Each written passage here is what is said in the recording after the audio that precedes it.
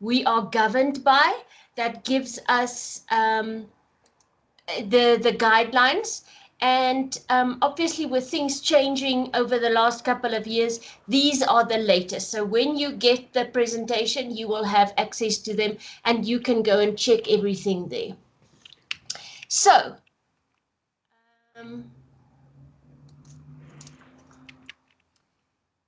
for grade 4 to 6, we know we have 9 tasks during the year. We've done task 1, 2, 3. Then you have now recorded the marks for the read aloud. Then you should have, or is almost ready to do the transactional writing. And then we are now going to look at today at the control test, which should be coming up during week 9 and 10. All right. Then for grade 7 and 8, we have 10 tasks during the year. And for grade 9, we also have 10 tasks. You will see that this training is aimed at the whole InterCen phase. So I will be referring here and there to things for grade 7s as well. All right, let's look at the technical aspects. So what I decided is I structured my slides according to the J1 form, which is the prescribed form to do moderation for a pre-moderation for tasks. And so I've structured the slides based on that, because I think that's the tick list that your departmental head will use, and so you know what is expected. So I am going to rush through these slides. You will get it afterwards. I just want to get to the actual part where I set the test with you. The register needs access to do it. Okay, before I carry on, let me fix that, because everyone is going to struggle with that. Let me just make sure about that. Sorry. No responses yet. Let me just check the settings.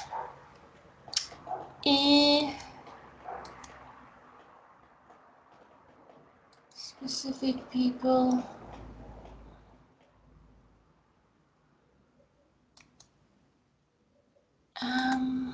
Anyone with a link. Copy responders link. Okay, thank you for telling me, Lorraine. This register should now work. I am sorry about that. Okay, let's carry on. So, the technical aspect is what our tests look like. All right, so firstly, our cover pages, there's not a set way your cover page looks, but there is definitely things that are recommended. So if you look at this, it does have to have the name of the school, the district, the subject. Please make sure that you specify English home language or English FAL or whatever the subject is. The time allocation, and that is definitely being confirmed by head office. For our phase, it cannot be more than 90 minutes because our papers don't go more than 60 marks. So anything more than an hour and a half is too much. So that's just been confirmed. The grade, the task description. So for the June exam, it will be the controlled test. It'll be task 5. All right. I also notice often when I get to schools, they get the tasks all demarcated. So remember, the task names here is very important. You stick to that. Task 1, task 2. So as I said, task 5 will be the control test. Okay. The appropriate font size, I wanted to just quickly touch on here. They do recommend on this form from head office Arial. But if you look at, I just wanted to get my laser pointer.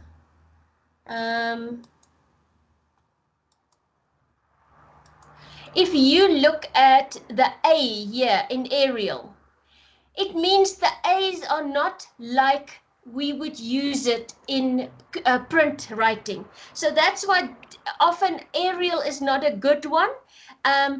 I have recommended Open Dyslexic, for instance, is a free font that you can download, and that is also very helpful if your learners have dyslexia or any other learning challenges.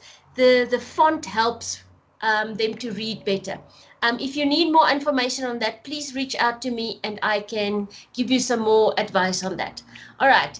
Mark allocations, please, it must be clearly indicated, as well as when you're writing, who the moderator are, all those types of things. Okay, so the instructions on the front cover, you must consider if it's as if it's someone who don't do this all the time. So make sure your instructions are clear. As I said, this is an example, doesn't have to look exactly like this. This is just an exemplar of what it looks like. I wanted to quickly touch on illustrations. Very often when you make copies from a book or you take a screenshot of something, it's not very clear when you do it. So please, especially for the visual text, make sure you get it as clear and as explicit for the learners to find the information as possible. Even if you have to put the picture and you put little blocks like I did here over the picture to make sure that the learners can read the information. And remember to also put the source where you found the picture or the text or whatever. All right, so this is quite a thing that often people get wrong. Make sure that you use things that the learners can read. And also, if it's for visual text, it can't just have a picture. It must have reading words on it too. Okay, we look at the content. Remember, for the June-July test, content from term 1 and 2. And for the November test, content from term 3 and 4. Okay, the cognitive levels, which is only applicable to the comprehension and the visual text sections, is 40, 40, 20, and we use Barrett's in languages. Okay, remember, very important, you must have a cognitive level grid on your marking guide, which gives us the total per section so that we can check, or your DH can check that you've got the correct breakdown of the cognitive levels. Remember, that also ties in with the GDE strategy that we want 40% of your test, the learners should be able to pass. So everybody, all your learners in your grade should be able to pass with a 40% of the paper. That's the aim. Okay. Generally, our summary, our language section must be based on a text. You can use different text than the comprehension, or you can use the same text. But remember that if you use the same text for the languages that for the language section that you use for the comprehension, take an excerpt from that section and put it again at the language section. Or make sure it's easy for the learners to refer back if they must use it for the summary.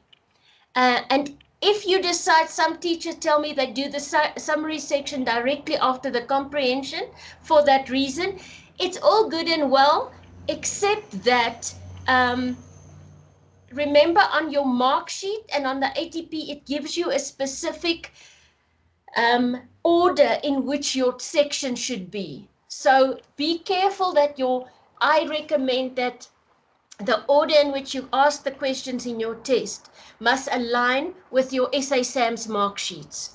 Okay, that will make it easier for you when you have to take the marks from the papers onto a mark sheet and then onto SA SAMS, that we know the order of the columns are in the same order. Okay, remember that we must have a variety of question types, and that generally your questions start with easy and then they go to harder. it's been proven that even though we train the learners that they don't have to start with number 1, generally all learners do. So it doesn't help you start with a level 5 question or a higher order question at the beginning. Then that learner is going to give up before he gets to the ones that he could be answering. And remember, there should be correlation between mark allocation and the difficulty of the question. Okay, I'm going to skip over this. I've basically touched on many of those things. I have added in here a couple of types of questions that, in case you didn't know, for generally level 1 and 2 questions are contextual or factual questions. Level 3 is basically questions where we ask you to analyze the text, where they have to go and look a little bit deeper.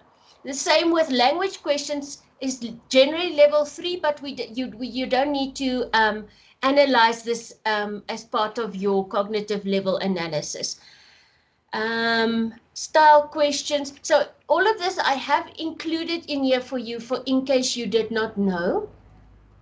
I've also explained some of the questioning techniques in case you also didn't have an idea of what types of questions you can do, so that you don't always just do the same types of questions. All right, then we get at the Barrett's taxonomy. Okay, I know there's actually 5 levels, but we've split it into the 3.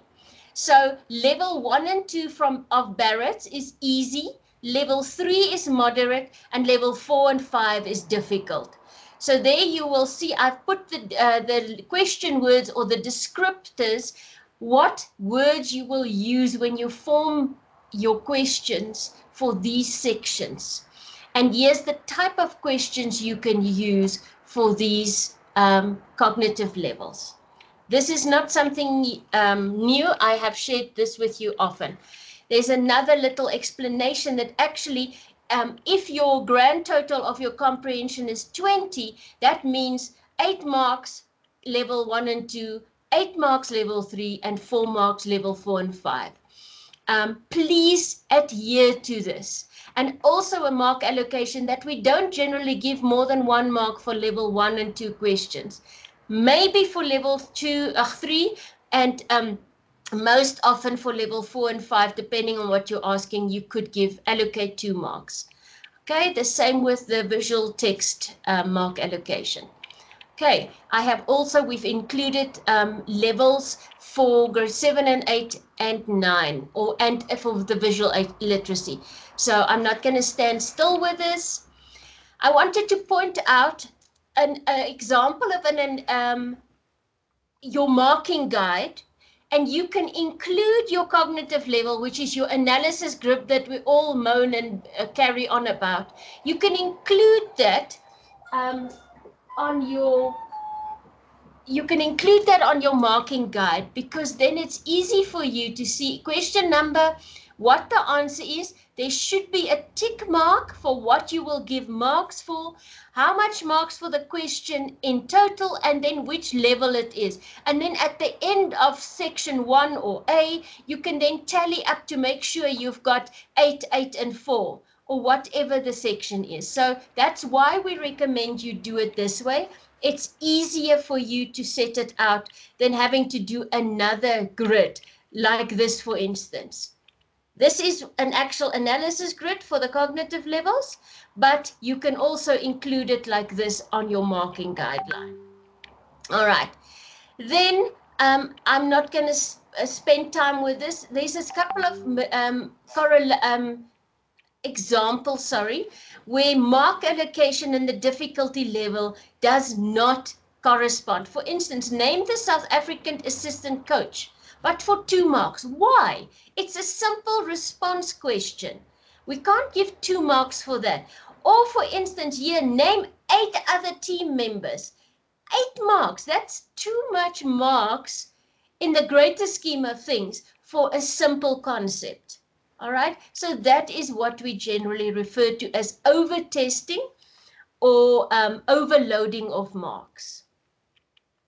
All right, please take note of how long your text should be for home language and for FUL. for grade 4, for grade 5, and for grade 6. All right? It is important that we don't overwhelm, but on the other hand, also not underestimate our learners with the types of texts we give them. All right? The visual text, there's so much you can ask for visual text. I'm not going to go through this. Visual text can be so many different things.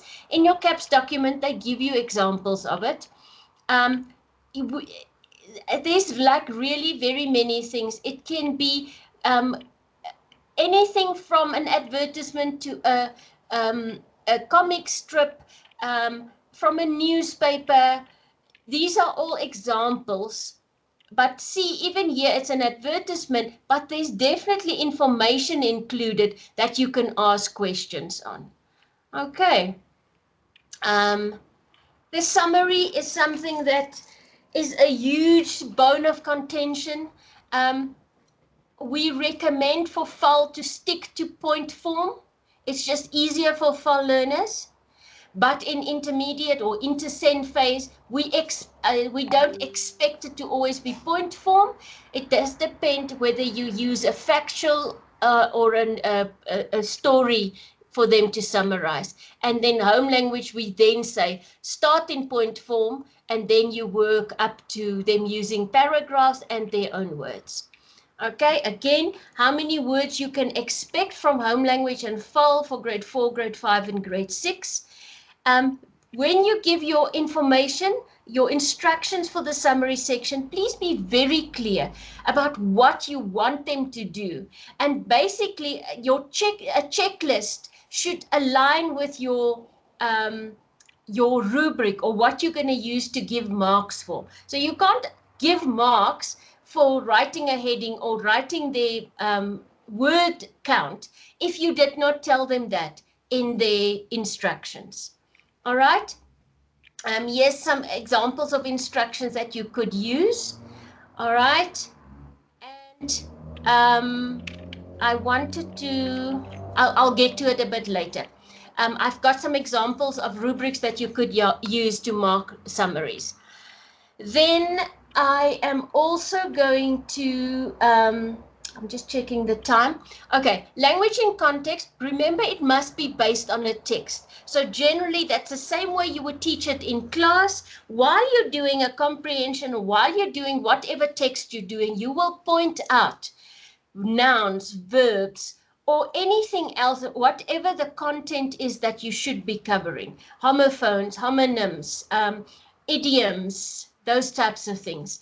And when you set your test, don't set the whole 10 or 15 marks on nouns and verbs, because, or do tenses, but do 4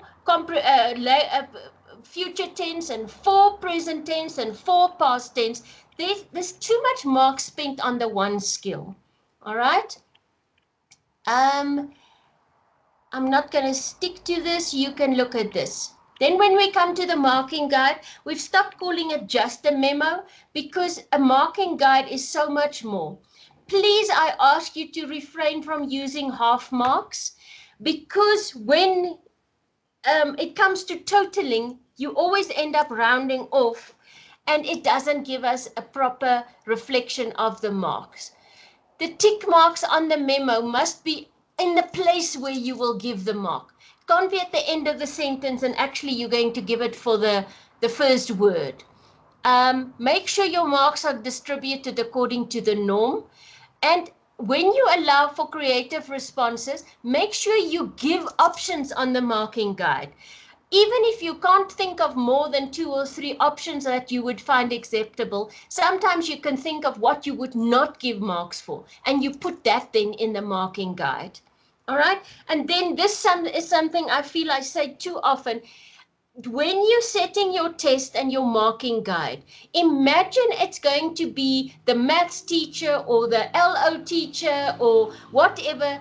Not that there's anything wrong with them. It's just that they don't teach a language necessarily. But imagine those teachers are the ones marking the paper, the test. So if they look at your marking memo, will they understand what you asked, and what marks must be allocated for. That's how clear your marking memo should be. Okay. Remember, your marking guide must also have a title and all the necessary details.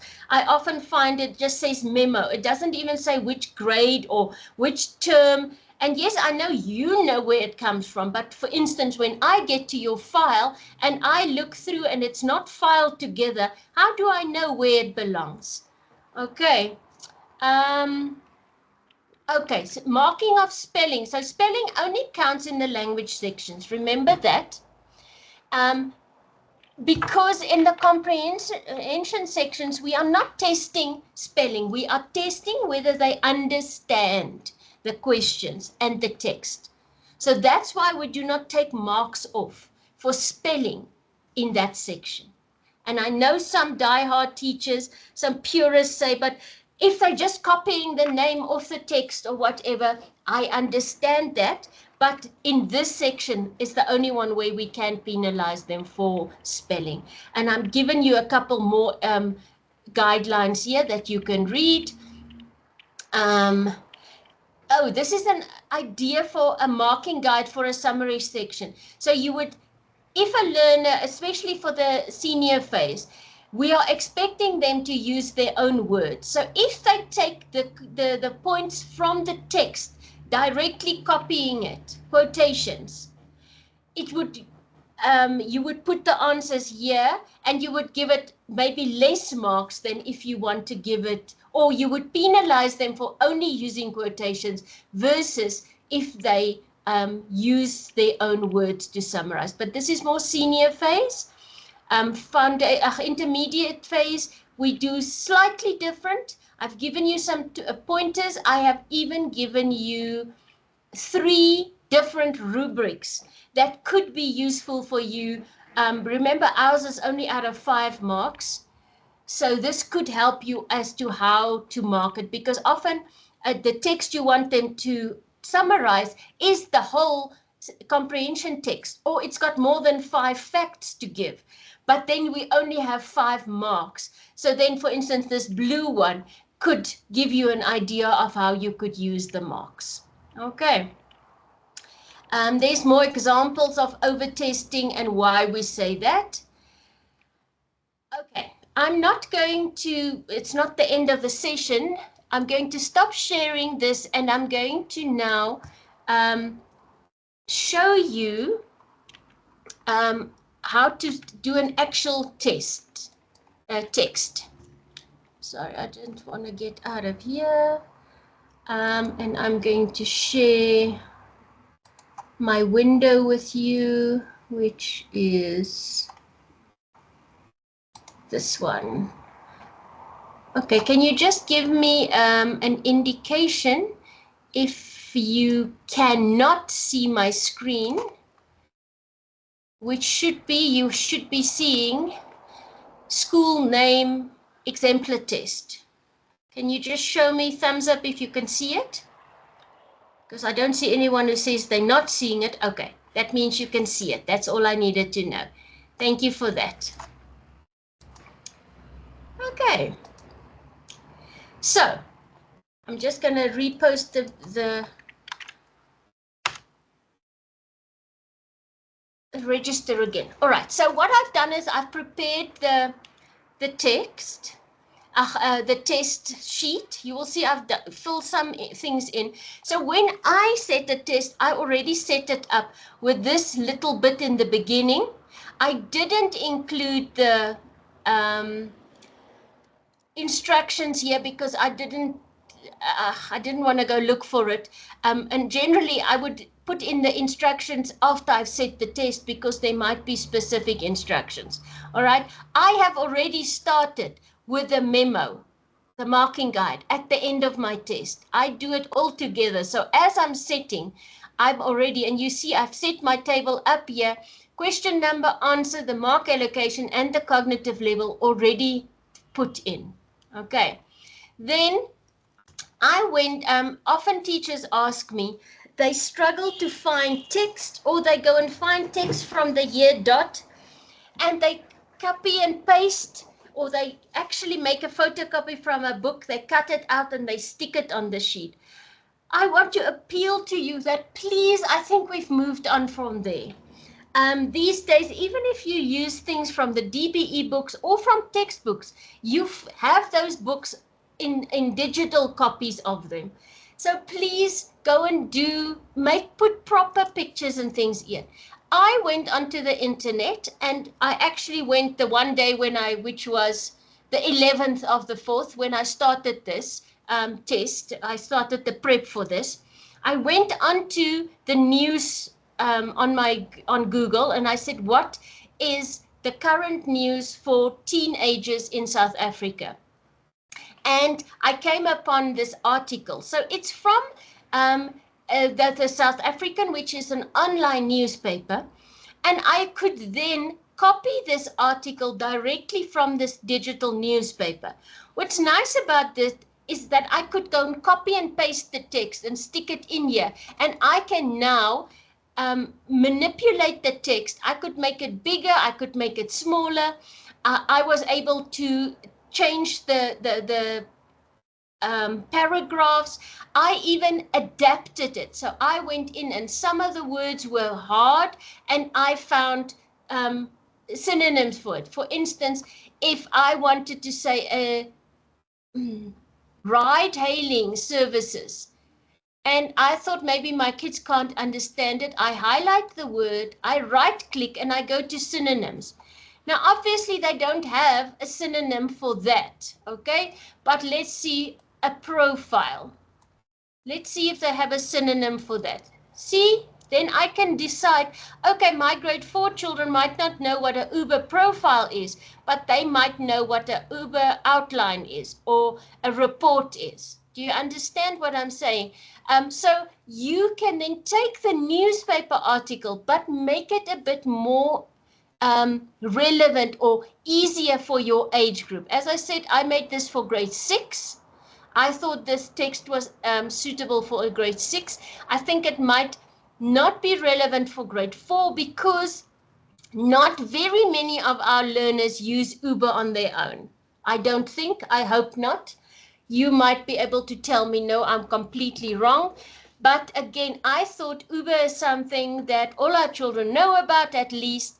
And let's tell them that this is a new thing in South Africa, that teens have the opportunity now to have a special profile where their parents can check them the whole trip, and there's extra safety measures. Very interesting. The whole article embroiders on the topic a little bit more. I found it very interesting and quite amazing.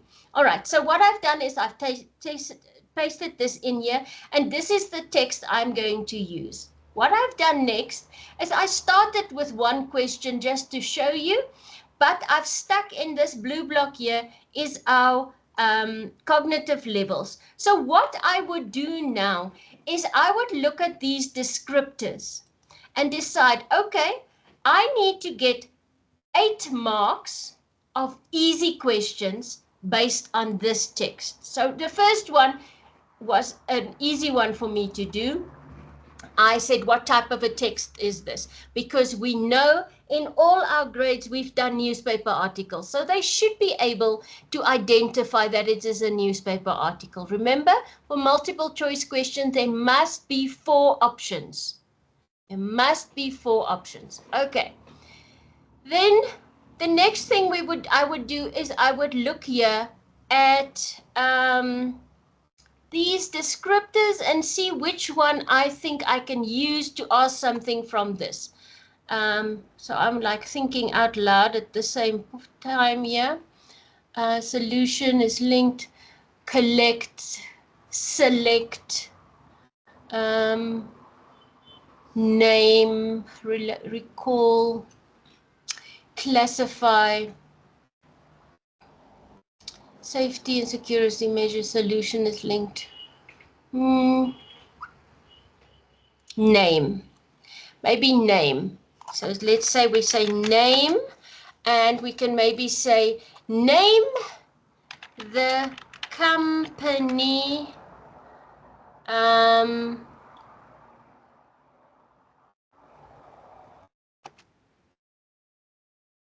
offering ride sharing in this article.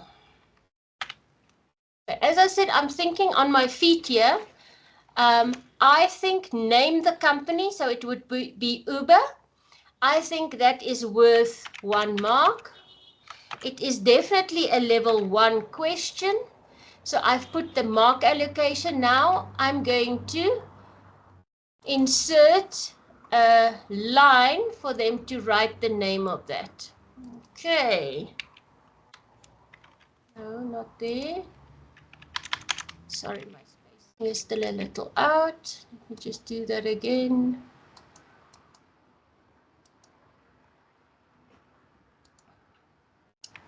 Sorry if this seems tedious to you. I think it might be useful if you see the process, and it's not the only process that you can follow, it's just my process. Doesn't help if you delete what you're trying to do. Okay. I'm not, and immediately I've done this question. Now I'm going to go to my memo and say number 2, the answer is Uber, and it is mark allocation is 1 and the level is 1.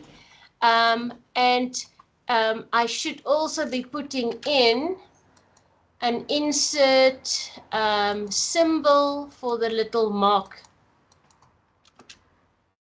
Insert symbol, the mark. So do you see that I've do the marking memo at the same time? I'm not going to carry on doing this with the comprehension. I think you get the idea. So after I've set enough 8 marks from easy, I will then probably by question 6 get to moderate, where then I will look at these. So for instance, I will have a guess or a demonstrate or interpret. What do you understand when they say safety measures? For instance, that could be a level 2 question that I could put over here. So that's how you would use this. Okay. Then and remember to put the section total before you start the next section. For our visual text, I just went on again onto Google and I said ride share advertisements, and I found something like this. So you can see it's a text, there is a picture, and it follows the same topic as my comprehension. I like when I follow, when I do a paper, I like doing it on the same topic.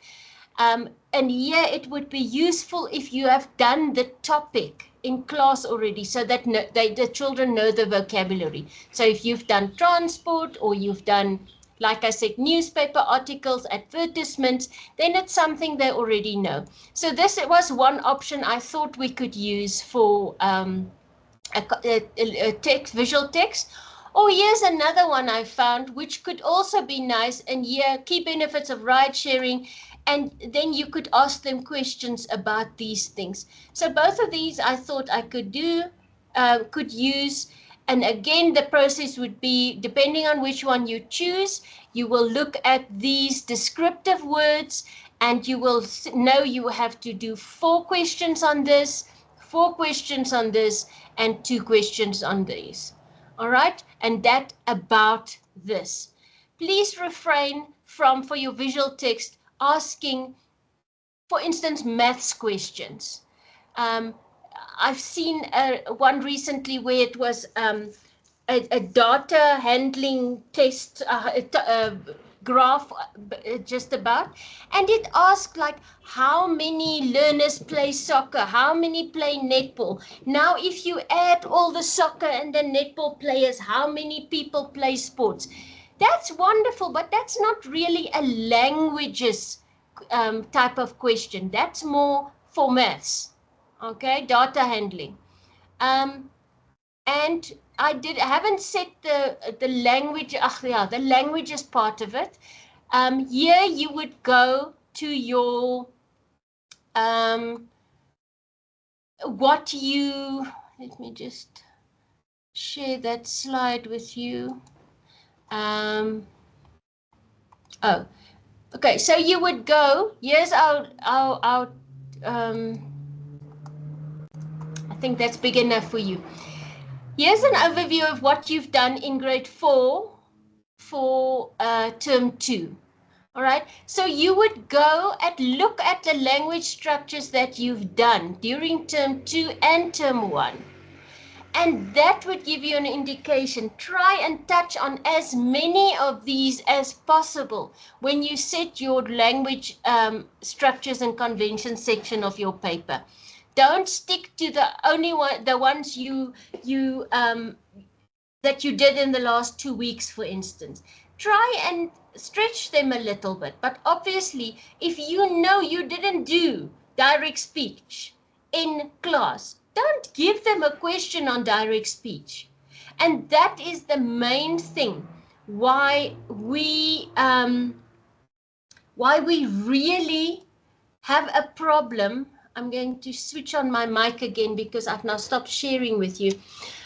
Why it's so important for us when we say it's not that we mind you using tests from online sources or anything like that. It is simply because very often the way those questions are set is not what your learners are used to. So you, for instance, will handle your language structures and conventions in a specific way in class, or the worksheets you make for them, it phrases the questions in a specific way. And then when it comes to the test, now you've downloaded the test from an online source, but the learners are not used to those questioning methods. And therefore, then it almost makes the question paper not reliable. All right. Oh, there's one more thing I wanted to share with you quickly. Let me just show you this. The principles of assessment. So when you set an assessment, you must remember it must be the appropriate content must be in there. It must be open and transparent. It must be fair and unbiased and integrated into your teaching and learning. It must be authentic to your learners. Valid. We should not be setting up traps for our learners. It must be reliable and consistent, credible and realistic, manageable and practicable, current, sufficient. So we have enough covered in our assessment to make it that we're testing the actual knowledge that we taught them through half of the year. And of course, it must be systematic. So it must be part of the bigger scheme, what they should know in grade 4 or 5 or 6 or whatever. All right. I think that's it. I'm going to ask you to type in the chat box if you've got any specific questions. Otherwise, I am not going to bore you anymore. I think I've said a lot. I've covered quite a bit. And my aim was not to confuse you, but to give you clearer ideas of what is expected. I am always available to come and give you more guidance. I will share the slides after this meeting. And hopefully you will have a bit of a better idea of what the expectations are.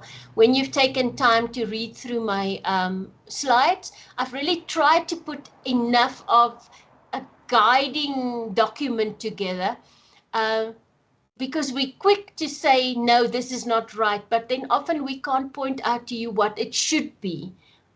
What should be included. So I hope this session has helped you with that. I know 1 or 2 of my other PLCs have had some sessions where you're setting papers together, and I'm happy about that. I've seen, was it a thumbs up or is it? So if you want to ask something, can you please raise your hand? I'm going to try, if you raise your hand, I will unmute you if you've got a question. Otherwise, you can type it in the chat box and I can go from there. If you don't have questions, that's also okay. If you don't want to ask me here on this group, okay. Does the visual text always have to match? No, it does not. The visual text does not have to match what the same topic as the comprehension or wherever. It doesn't. It is simply my preference, but it doesn't have to match. Okay, so I think I answered that. Any other questions? Anything else you need me to touch on before we say goodbye for the afternoon? Okay, as I said, I'm going to assume then I wasn't all bad and I didn't waste your time completely, but I'm also not going to keep you any longer. I'm then going to say thank you for making the time to be here. We have 40 people on the platform at the moment, so I'm really proud and happy about that. I will be sharing the slides and the recording with you. And please reach out to me if you need any support. As I said, I don't always know everything, but I will certainly try and help you. Do we only put comprehension and visual text? Yes, you use the Barrett's taxonomy only to analyze the comprehension and the visual text. Yes, because summary is always level 2. So we don't need to analyze that. And the language is a bit harder to analyze. So we don't ask you to do that. We basically, the focus is that we want our learners to understand and comprehend. So those are the areas we focus on. So that's why we do that, Sophie. Okay. Then Nathan, let me just get to you and then I can unmute you. All right, Nathan, you can speak. You can just unmute. Good afternoon, ma'am. Hello, Nathan. This is just for clarity. In our PLC earlier, one of the teachers mentioned something, so I just want to raise it so that you can maybe explain it to the teachers, because it seems like some colleagues are under the impression that this term in the comprehension section, they should cover both. In the literature section, they should have a text, as in a story or an article, as well as poetry. So could you please just clarify that so that all the teachers are on the same page? No. So you will notice in the ATP section 1 or section A says literary text. So it can be a poem, or it can be a story, or it can be a newspaper article. You decide on what you want it to be. All right? It doesn't have to be only one. It can be any thing you choose. If you decide to do 2 texts, which is okay, maybe a shorter, you want to use a poem because you want to prepare, you've done poetry, you want to test that, I would then pick a shorter text, like a story or an article as well. So then your comprehension section will have more than one text. Only thing you must then consider is that the learners will take longer to read the texts. Okay, so then you will consider whether it's FAL learners, home language, what is the learner's level, because that will influence how quick they go through things. So it's allowed to do that, you can do that, but it's not required. But I understand that you want to include poetry, and that might be not enough to get 20 marks from a poem. So therefore, you might want to give 2 texts. I think, Nathan, you said a thumbs up, so that explained it, hopefully. All right, we have reposted. Thank you, Lorraine, for helping me. And we've reposted the register. Please make sure you fill in the register, just so that I, for myself, can see which schools did attend, so that I have an idea of just who attended. It will help me. Thank you. For my own purposes, I also report to head office how far my reach is, for what it's worth. Okay, I'm not going to hold you up any longer. Thank you really for being here. I hope this helped you a little bit. Go have fun for the rest of the afternoon. Go have a strong cup of coffee maybe. Put your feet up. I hope you are at home already. Otherwise, not too far to get to home. I will see you soon. Please reach out if you need anything. Thank you for being here.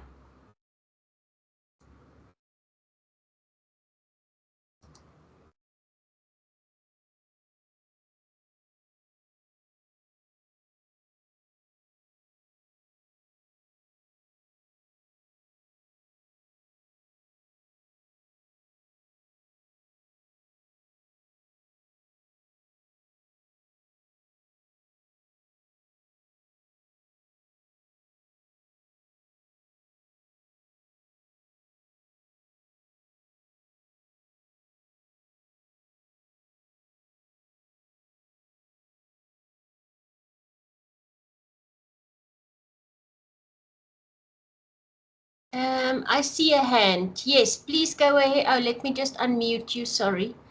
All right, you can unmute and talk to me.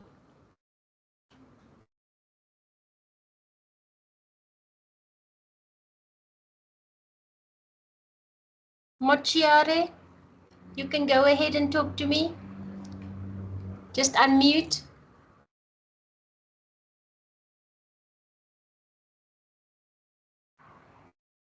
Okay, you've still got your hand up, but no, you've left the building. Okay, I assume everything's okay then. Please make sure you fill in the register before you leave, my good people, and then go and have a lovely afternoon.